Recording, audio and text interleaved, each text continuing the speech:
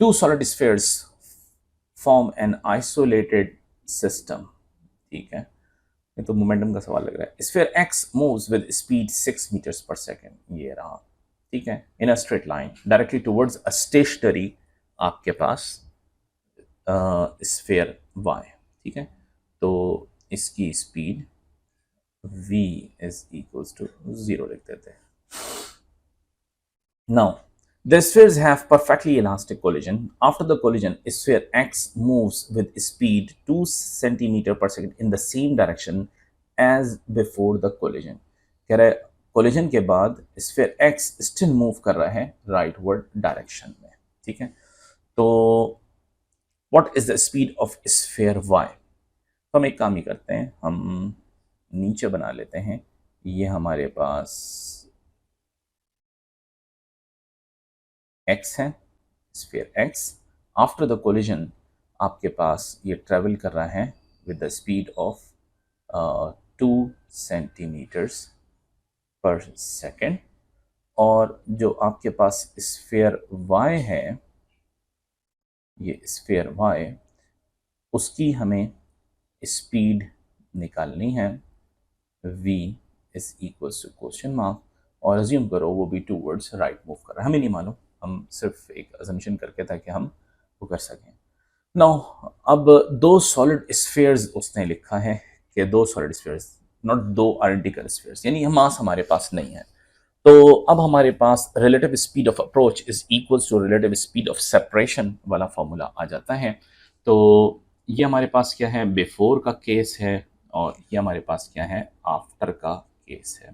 ठीक है भाई, तो हमारे पास relative speed of approach is equal to relative speed of separation. तो हमारे पास फॉर्मूला क्या है, u1 minus u2 is equals to v2 minus v1.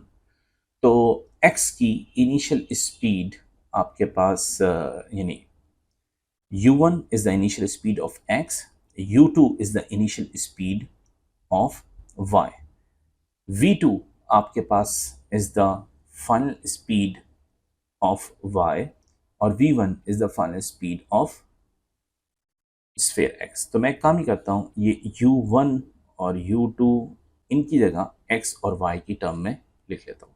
तो u1 की जगह हम क्या पुट करेंगे, ux, और इसकी हम u2 की जगह uy, और vy माइनस vx.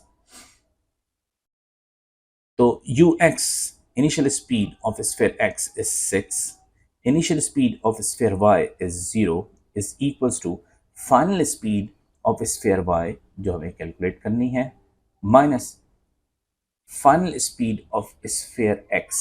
तो sphere x is moving towards right with the speed of 2 centimeter per second, तो ये 2 पुट कर दिया. ठीक है, तो आपके पास 6 + 2 8 हो जाएगा. तो हमारे पास आंसर आ गया 8. Now, what is not a necessary requirement of the forces in a couple? तो मेरा बेटा आपके पास टॉर्क ऑफ अ कपल का जो फॉर्मूला है हमारे पास, वो क्या है, आपके पास इस पे दो फोर्सेस लगती हैं. ठीक है, दो फोर्सेस लगती हैं, इक्वल इन मैग्नीट्यूड होती हैं, अपोजिट इन डायरेक्शन होती हैं, और आपके पास सेपरेटेड बाय अ डिस्टेंस. ठीक है, forms torque of a couple. तो अब हम ऑप्शन देखते हैं. They act in opposite direction, yes. और हमें क्या देखना है, हमें नॉट को देखना है. ठीक है, they act in opposite direction, this is correct. They act along a different lines, yes, बिल्कुल सही है. ठीक है, they have the same magnitude, yes, ये भी सही है. They produce a resultant force, ये एक फजूल की बात करती है. Now 13th, a box of length 12 centimetre, एक बॉक्स है जिसकी लेंथ 12 सेंटीमीटर है और वेट उसका 0.43 मीटर्स है. ठीक है, अच्छा, is placed on a horizontal table with a greater part of its length overhanging the edge of the table. ठीक है, the edge of the table acts as a pivot. ठीक है, the center of the gravity of the box is at its geometric center. ठीक है, यानी वो आपसे ये कह रहे हैं कि जो वेट है वो आपके पास इसके ज्योमेट्रिक सेंटर के ऊपर लाई करेगा, यहाँ पर वेट लाई करेगा। और ज्योमेट्रिक सेंटर का मतलब ये हुआ कि यहाँ से यहाँ तक का जो डिस्टेंस है वो आपके पास कितना है, 6 सेंटीमीटर। कैसे पता चला कि आपके पास टोटल डिस्टेंस अगर 12 है और ये आपके पास सेंटर पर आ रहा है तो यहाँ 6 बचा, यहाँ पे 6 बचा। ठीक है। अच्छा, उसके बाद आपके पास ये पॉइंट हमारे पास क्या आ रहा है, ये पॉइंट आ रहा है पिवट। ठीक है। तो यहाँ से यहाँ तक का जो डिस्टेंस बचा वो कितना बचा, वो हम मेजर करके देखते हैं। यहाँ से यहाँ तक का डिस्टेंस हमारे पास जो बचा, तो 6 - 2.4 that is equal to 3.6 centimetre. ठीक है।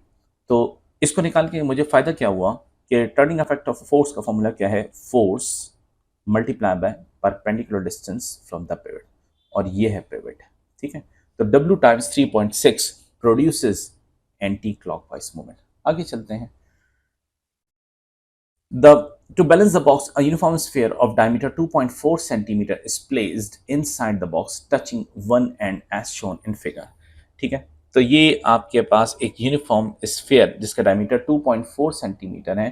तो इस यूनिफॉर्म स्फीयर का जो वेट है वो इसके ज्योमेट्रिक सेंटर पर लाई करेगा, और इसका वेट नहीं दिया हुआ, लेकिन हमारे पास जो है 0.43 ये हमें वेट दिया हुआ है किसका, बॉक्स का। कहाँ लिखा हुआ है, ये लिखा हुआ, अ बॉक्स ऑफ वेट 0.43। तो यहाँ पे हमें 0.43 लिखना चाहिए है न्यूटन। ठीक है। और स्फीयर का वेट देखते हैं, कहीं दिया हुआ ही नहीं दिया हुआ। is placed inside the box touching one end. Assume that the force acting on the box are in the plane of the diagram. What is the minimum mass of the sphere that is needed to maintain the system of ये। तो sphere का मास हमें निकालना है। तो हमारे पास जो है इट मीन्स कि स्फीयर का हमारे पास वेट गिवन नहीं है। अब स्फीयर का मेरा बेटा अगर तुम यहाँ से यहाँ तक, कहाँ से कहाँ तक हम ले लेते हैं, यहाँ से यहाँ तक, ये डिस्टेंस फ्रॉम द पिवट ये कितना हो जाएगा। तो अगर तुम्हारे पास 2.4 था तो ये डिस्टेंस हो जाएगा 1.2 सेंटीमीटर। ठीक है। और तुम्हारे पास यस ये आ गया। अब ये जो है तुम्हारे पास मोमेंट प्रोड्यूस करेगा क्लॉकवाइज और ये मोमेंट प्रोड्यूस करेगा एंटी क्लॉकवाइज। तो हम इक्विलिब्रियम के लिए कंडीशन लगा देते हैं, क्या चीज़ कि आपके पास clockwise moment is equals to anti-clockwise moment. तो W multiplied by 1.2 is equals to wait कितना है 0.43 और इसका डिस्टेंस फ्रॉम द पिवट है 3.6 सेंटीमीटर। तो हमारे पास वेट की वैल्यू आ जाएगी इनको सॉल्व करके 1.29 न्यूटन। नाउ मेरा बेटा अब हम निकाल लेते हैं मास। तो W is equals to mg का फॉर्मूला है 1.29 इज इक्वल, मास हमें निकालना है, g की वैल्यू आपके पास 9.81 है। तो यहाँ से जब आप कैलकुलेटर में प्लग इन करेंगे तो आपके पास मास आ जाएगा 0.13 kg। 13th हो गया। अब 14th पर आ जाते हैं। 14th के अंदर an object is suspended by 2 ropes. ठीक है। 1 rope has a tension of 410 Newton.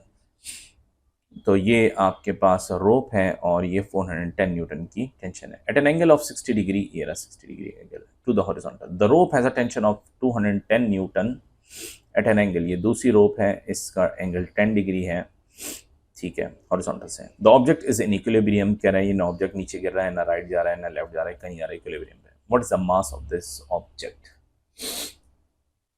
ये देख के सबसे पहले तो ध्यान में ये आ रहा है कि यार इनके कंपोनेंट्स ब्रेक कर लो। ठीक है। और उसके बाद फिर हम काम कर लेते हैं। ठीक है। तो कंपोनेंट्स ब्रेक करने के लिए हमें सबसे पहले क्या काम करना होगा, हमें कंपोनेंट्स ब्रेक करने के लिए यहाँ पे ये यूं जाना होगा।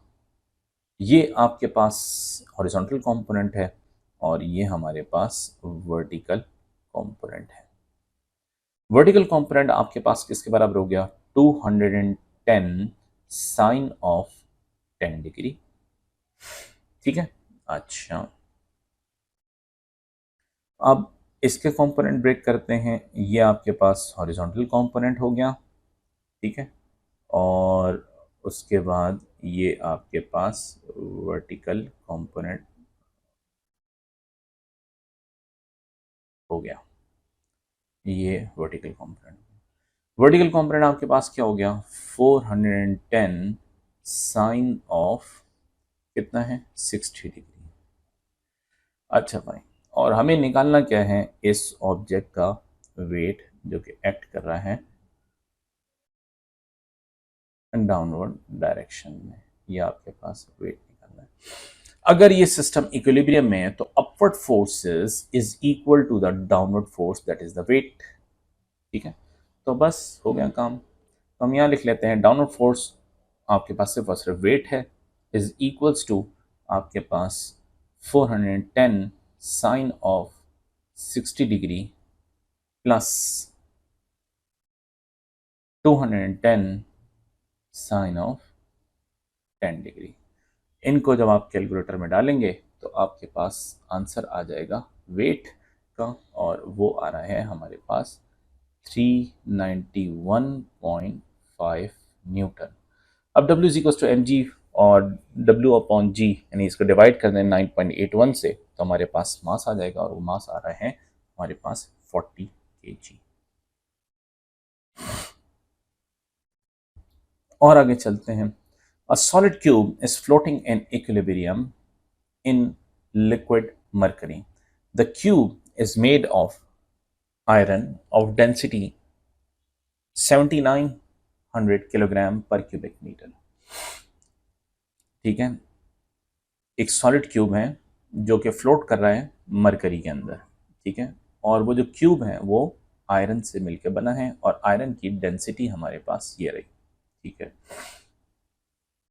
The cube floats with 42% of its volume above the surface of the mercury. अगर 42% ऊपर है मरकरी के, ठीक है, तो आपके पास नीचे कितना है? मेरा बेटा, ये आपके पास, ये हम कहते हैं जी ये मरकरी है। ठीक है, और हमारे पास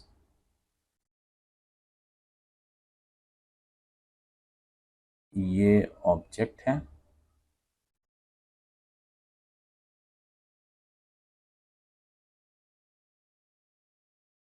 ये ऑब्जेक्ट है। ठीक है, इसने कहा कि 42% ऑफ वॉल्यूम, जगह की वजह से मैं वी लिख देता हूं, ये ऊपर है। अगर 42% अबव द मरकरी है तो इट मीन्स कि आपके पास बिलो द मरकरी, मरकरी के अंदर कितना है? तो 100 minus 42 that gives you 58% of volume आपके पास अंदर है। अच्छा, दूसरी चीज यहां पे जो इसने बात की कि ये जो क्यूब है ये फ्लोट कर रहा है और इक्विलिब्रियम कंडीशन में है। इट मीन्स कि आपके पास जो वेट है आपके पास इस क्यूब का, जो कि आयरन से मिलकर बना है, वो डाउनवर्ड डायरेक्शन में लग रहा है। और डेंसिटी को देख के मेरे जहन में जो, और फ्लोटिंग की कहानी को देख के जो पहली चीज जहन में आ रही है वो आ रही है अपथ्रस्ट की। तो भाइयों, आपके पास अपथ्रस्ट जो लग रहा है वो अपवर्ड डायरेक्शन में लग रहा है, और ये दो वैल्यूज बराबर है। Upthrust is equal to the weight, तभी ऑब्जेक्ट फ्लोट कर रहा है। ठीक है, अब हमारे पास upthrust, what is the density of mercury? अगर मैं अपथ्रस्ट का फॉर्मूला लगाता हूं तो अपथ्रस्ट बराबर होगा density of fluid times G times volume of object या volume of the fluid displaced. तो वॉल्यूम की जगह तो हमारे पास आ गया 58% यानी 0.58 of V. Density of fluid हमारे पास नहीं है, लेकिन हमें निकालना क्या है, what is the density of mercury, यानी डेंसिटी ऑफ फ्लूइड हमने निकालनी है। तो ये हमारे पास निकालनी है। जी की वैल्यू 9.81 ये आ गई। सवाल ये पैदा होता है कि अब थ्रस्ट हमारे पास नहीं है, लेकिन अब थ्रस्ट का क्लू हमें ये मिलता है कि अब थ्रस्ट वेट के बराबर है। तो हम करते ये हैं कि डेंसिटी का फॉर्मूला है, डेंसिटी बराबर है मास अपॉन वॉल्यूम के, ठीक है। और यहां पर हम मास को सब्जेक्ट बनाते हैं डेंसिटी टाइम्स वॉल्यूम से, ठीक है। और आपके पास मास बराबर हो गया डेंसिटी टाइम्स वॉल्यूम, तो डेंसिटी की जगह मैंने 7900 रख दिया, और वॉल्यूम ऑफ द ऑब्जेक्ट नहीं है, मैं इसको v लिख देता हूं, जस्ट v। अब वेट मुझे निकालना है इस क्यूब का, तो वेट बराबर होता है mg के, ठीक है। तो यहां पे मैं मास की जगह पुट कर देता हूं 7900 times v, this is my mass, और g मैं एज इट इज रख लेता हूं, उसको मैं नहीं खोल रहा। क्यों नहीं खोल रहा, अभी आपको समझ में आ जाएगा, ठीक है। तो ये मेरे पास वेट आ गया, ये वेट आ गया। अब इस वेट को हम यहाँ अपथ्रस्ट में पुट कर देते हैं। रीजन क्या है कि वेट और अपथ्रस्ट की वैल्यू बराबर है।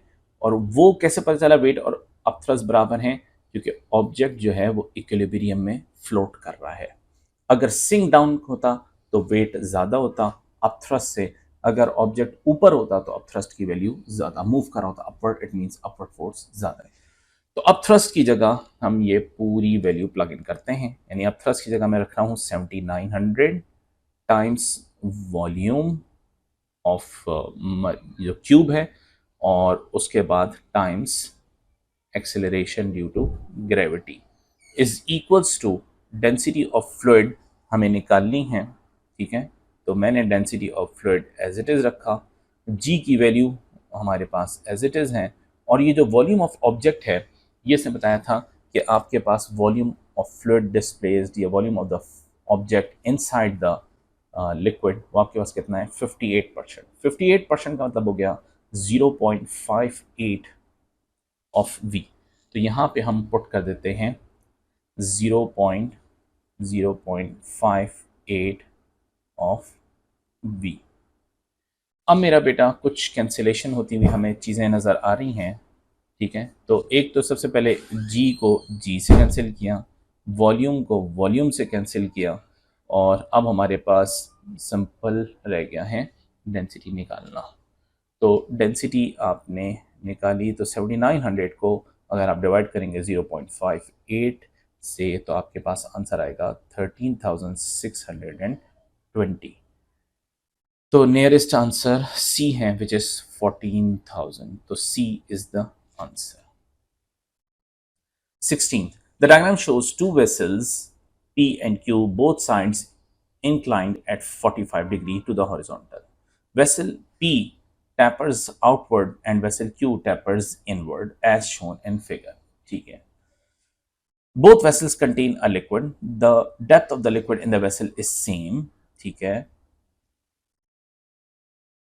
ये डेप्थ जो है वो सेम है। The liquid in vessel P, ठीक है, is twice as dense as liquid in vessel Q। ये जो इसने बात की है, क्या कह रहे हैं, P is 2 times of Q। इसको हम मैथमेटिकली लिख लेते हैं, density of P is equals to 2 times density of Q। ये बात उसने की है। आगे चलते हैं। What is the ratio pressure due to the liquid on the base P divide by pressure due to the liquid on base Q। तो दोनों की डेप्थ सेम है, इट मींस दोनों की H की वैल्यू सेम है, ठीक है। तो प्रेशर का फॉर्मूला आपके पास क्या होता है, प्रेशर का फॉर्मूला होता है रॉ जी एच, ठीक है। अब ये P के लिए है, तो यहाँ पे रॉ ऑफ P पुट कर देते हैं, G दोनों के लिए सेम है, H की वैल्यू दोनों के लिए सेम है, divided by density of Q times G times H। मेरा बेटा H से H गया, G से G गया, तो density of P divide by density of Q, और P की डेंसिटी उसने कहा है 2 टाइम्स ऑफ PQ। कैसे पता? ये जो हमने अभी दिखाया था, यहाँ पे हम पुट कर दें, तो P की जगह 2 times density of Q divided by density of Q। अब फिर कैंसिलेशन होगी, ये गया, तो 2 आपके पास आंसर आया, यानी A ऑप्शन है आपके पास। और आगे चलते हैं। अब motor is use to lift a load vertically upward, ठीक है, the load has weight W, the motor pushes a useful output power P, the load is lifted at constant velocity V, which expression gives the time taken for the motor to lift the load vertically upward through a distance D। अच्छा, तो power आपके पास दी हुई है बेटा, power आपके पास दी हुई है P। Power का फॉर्मूला आपके पास क्या है? वर्क डन अपॉन टाइम, और वर्क डन बराबर है force into displacement upon time, ठीक है। तो मैं ये वर्क डन को 2 मिनट के लिए मिटा देता हूं और यहाँ पे डायरेक्टली पावर लिख देते हैं, ठीक है। पावर का ये फॉर्मूला फाइनल फॉर्म में आ गया। अब हमने निकालना क्या है सवाल में, उससे हमसे कहा है कि which expression gives the time taken, हमें टाइम निकालना है, तो टी को सब्जेक्ट बनाना होगा, टी को तो लेके चले आते हैं, ठीक है भाई। तो टाइम को अगर हम सब्जेक्ट बनाते हैं तो F into D upon P, ये इक्वेशन बनती है। अब एफ की जगह उससे हमसे क्या कहा है कि डब्ल्यू पुट कर दो, तो ये जो एफ है इसको मैं इरेज करके डब्ल्यू लिख देता हूँ, तो ये आपके पास डब्ल्यू आ गया। तो डब्ल्यू अब इंटू डी अपॉन पी, तो W D upon P is the C.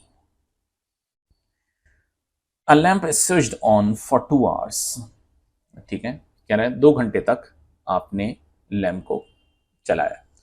The power input to the lamp is, input दे दिया आपने 1 watt, the energy given out, ठीक है, एनर्जी जो आपको दे रहे हैं, ठीक है, एनर्जी आउटपुट एनर्जी जो मिल रही है वो ये मिल रही है, ठीक है। इनपुट पे पावर है और आउटपुट पे एनर्जी दी हुई है। How much energy is converted to other forms by the lamp, यानी एनर्जी आपके पास लॉस पूछ रहा है, ठीक है। अच्छा, तो अब ये हमें करना क्या होगा, इनपुट पावर को हमें एनर्जी में कन्वर्ट करना होगा, ठीक है। रीज़न क्या है कि हमें आउटपुट पे हमें जो आंसर देना है वो एनर्जी लॉस का देना है, energy converted into other forms को एनर्जी लॉस कह देते हैं, ठीक है ना। तो एनर्जी इनपुट आपके पास, एनर्जी का फॉर्मूला आपके पास क्या है, एनर्जी का फॉर्मूला है power is equal to energy upon time, तो एनर्जी बराबर है power multiply by time. Power आपके पास कितनी दी हुई है 1.0 मल्टीप्लाई बाय टाइम कितना दिया हुआ है 2 आवर्स, तो 2 आवर्स को हमें कन्वर्ट करना होगा 2 इंटू 60 मल्टीप्लाई बाय 60, तो हमारे पास 3600 और 2 7200, तो ये मेरे पास इनपुट एनर्जी आ गई 7200 जूल्स, ये मैं इसका नाम रख देता हूँ ई इन। मेरे भाई हमारे पास ये एनर्जी दी हुई है ई आउट, ये वाली एनर्जी ई आउट दी हुई है, ई इन दी हुई है, और हमें अदर फॉर्म्स यानी ई लॉस निकालना है, तो हम यहाँ पे लिख लेते हैं ई लॉस बराबर है, इनपुट पे कितनी दी थी हमने 7200, इसमें से हम माइनस कर देते हैं जो हमारे पास आउटपुट पे आई वो कितनी थी 7 इंटू एक्सपोनेंट 3, 7 इंटू एक्सपोनेंट 3 को मैं 7000 लिख लेता हूँ, तो आपके पास जो लॉस हो रहा है वो 200 जूल्स का हो रहा है, यानी बी आंसर हो गया। Next, an object of mass m is dropped onto the surface of 2 planets x and y, ठीक है, which have no atmosphere. The height from which the object is dropped and the change in gravitational potential energy of the object for each planet are given in the table. ठीक है। अच्छा, अब आपके पास क्या हुआ कि टेबल के अंदर आपके पास प्लैनेट एक्स पे उसने 3 मीटर्स की हाइट से ड्रॉप किया, तो एनर्जी जो चेंज आया वो आपके पास आया डेल्टा ई। प्लैनेट वाई में उसने 4 मीटर की हाइट से ड्रॉप किया, तो जो एनर्जी चेंज आया वो आया 4 E. The acceleration of free fall near the surface of the planet is G X. What is the acceleration of free fall near the surface of planet Y? तो हम एक काम ही करते हैं, पहले x के लिए इक्वेशन बना लेते हैं। तो फॉर x आपके पास change in gravitational potential energy का फॉर्मूला आपके पास क्या हो गया, m g और h। ठीक है, h की वैल्यू उसने 3 दे दी है और g की वैल्यू gx दी हुई है। ठीक है, तो mg3 आ गया। नाउ अब यही काम हम प्लैनेट y के लिए कर लेते हैं। For y gravitational potential energy की वैल्यू उसने हमें दी हुई है 4 times delta E is equals to M G H. तो M G Y times height दी हुई है उसने 4। मेरा बेटा एक चीज तो कैंसिल होती नजर आ रही है, इस 4 को इस 4 से आप उड़ा दीजिए। ठीक है, तो अब आपके पास दोनों इक्वेशंस तैयार हो गई और दोनों इक्वेशंस के पास लेफ्ट हैंड साइड में डेल्टा ई है। तो क्या मैं दोनों की राइट हैंड साइड्स को कंपेयर कर सकता हूं? तो यस, बिल्कुल कर सकते हैं। तो आप क्या लिखेंगे, M G X times 3 is equals to आपके पास क्या हो गया, एम जी वाई। बस, ठीक है। अब क्या कट रहे हैं, यस अब कट रहे हैं m से, m को काट दो तो जी वाई बराबर हो गया 3gx के। तो आंसर आ गया हमारे पास 3gx, यानी सी आंसर नजर आ रहा है। और आगे चलते हैं।